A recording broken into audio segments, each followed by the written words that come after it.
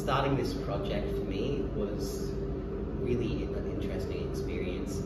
I began by sort of talking to my family about what's something that we actually need that's going to have a meaningful, long-lasting positive impact. And through that sort of conversation, my sister ran by me the idea of potentially building them an art table for them to do their work on.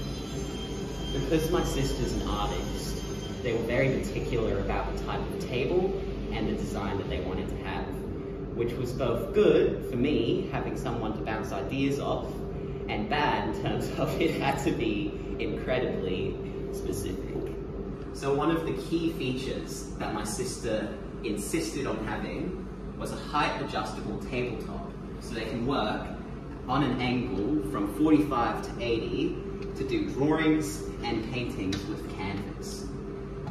After building the initial table, I decided to put in an optical illusion to cover up the plywood and create a main feature piece out of what would otherwise just be structural pine. The next feature my sister heavily requested was the addition of side extensions to allow them to store any of their art supplies on a flat and level surface whilst they're working on an angle.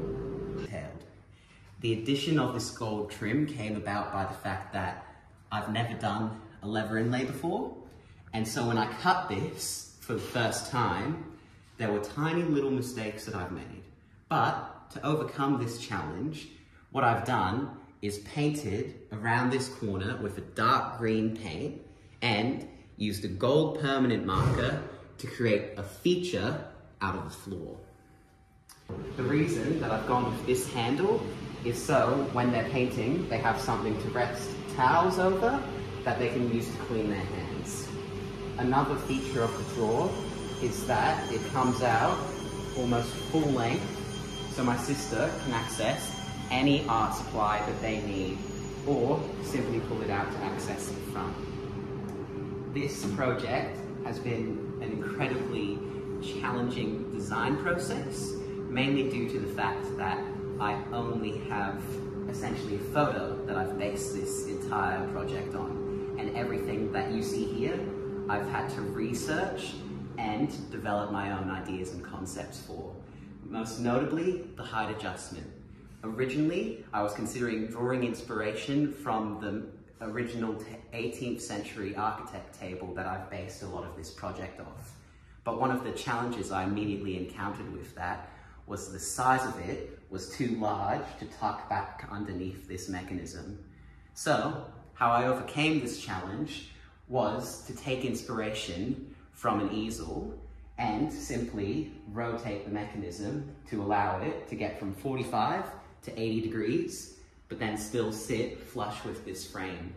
And the end result came out really well. The next feature that was requested was the addition of brass corners. And these work really well both as a design feature and to hide the fact that there is a small gap on all of these corners.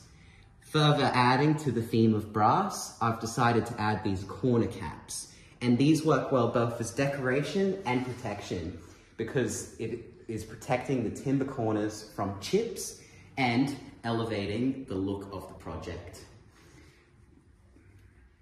The next thing that was interesting for me is just sort of learning how to work with design and sort of pick a theme and stick with it. In this case, brass details to not so much hide mistakes, but elevate the sense of luxury of this project.